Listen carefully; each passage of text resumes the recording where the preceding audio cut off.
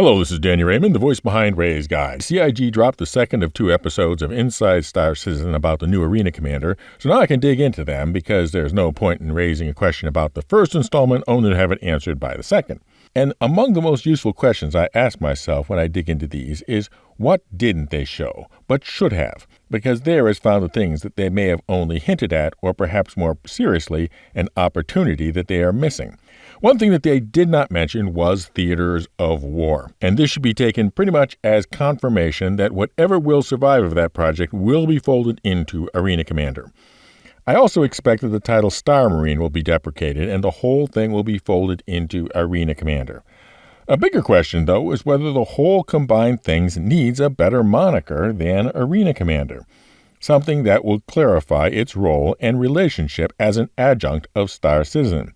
So consider this possibility: Star Citizen Express, because the intent is to be a quick access to a limited form of the game that you might use for shorter periods of time, ergo Express, which is a well-understood term for people playing the game Branding Commander. Now, there are other things that they didn't show, and our clue to that is that they flat out said that there was more that they weren't approved to talk about. And a few more things that we're not quite ready to share just yet. But in what area? My guess is that it fits into this little, oddly inserted bit near the start of the first video. Is it possible for Arena Commander to help the development of Star Citizen?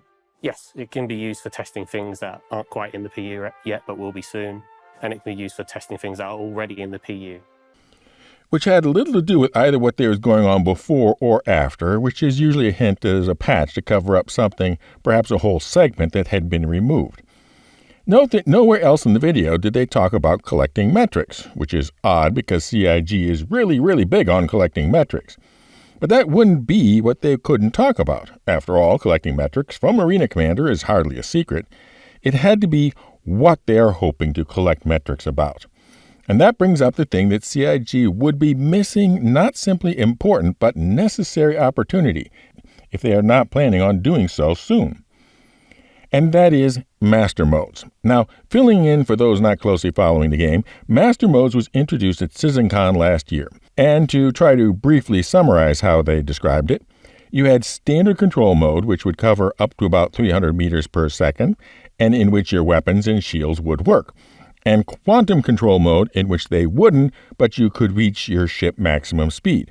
Between there was a boost that could temporarily allow you to exceed SCM speed tactically, and then you had Quantum Boost, which allowed very fast travel up to about 50,000 kilometers for traveling around a planet and between planets and moons.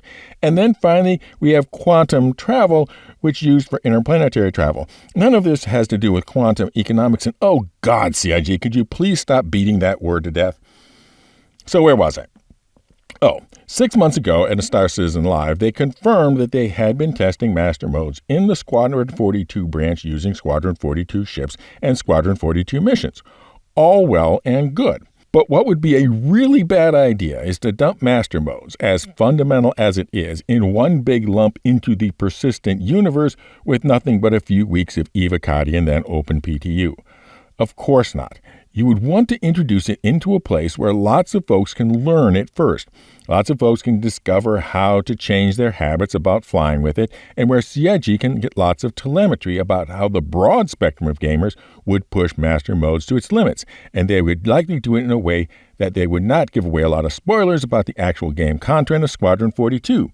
Ideally, also have the users be able to play the exact same test setting, both in its current mechanics and under the Master Modes. Where could they do such a thing? So, that is what I think the thing that they are hinting at, but aren't really ready to tell us.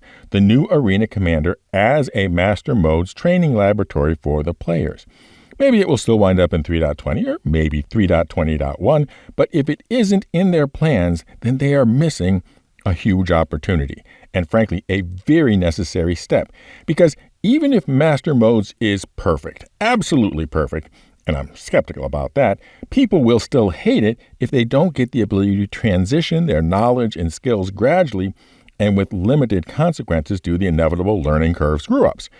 I would say conservatively that they should plan on at least 3 months of Master Modes on certain maps of Arena Commander, full live release, before merging it into the persistent universe. Now for an update on our giveaways. First, we have the 10,000, now 12,000 subscribers thank you giveaway for the LTI Hull C, the colossal cargo container carrying craft to be given away when the sea goes live, now on the roadmap for 3.20, and the big annual IAE ship giveaway for the winner's choice of the Galaxy Complete, the massive modular mining moving medical machine, or the brand new big box bargain bazaar known as the Mergerman. $180 per video for both giveaways. First, just be a member and be entered automatically. Otherwise, be a subscriber and comment, somehow including the secret word. And the secret word for this video is the word I wish CIG would stop beating to death. Fly safe, keep it real, and I'll see you in the verse. This is Daniel Raymond for Ray's Guide.